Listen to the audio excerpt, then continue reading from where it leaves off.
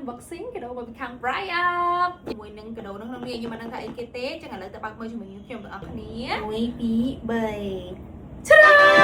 វ៉ា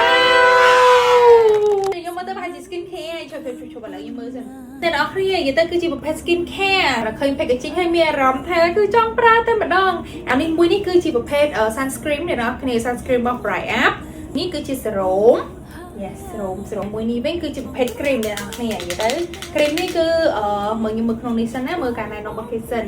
ជាប្រភេទ cream brightening នេះអ្នកនរគ្នា yes cream brightening និយាយទៅជួយផ្ដល់សំណើមចិញ្ចឹមស្បែកជួយឲ្យស្បែកភ្លឺការពារបានច្រើនយ៉ាងមែនតើហើយសំខាន់គឺផ្សំពីរុក្ខជាតិនិងការរួមបញ្ចូលគ្នាជាមួយនឹងបច្ចេកវិទ្យាទំនើប brightening cream និយាយអូយ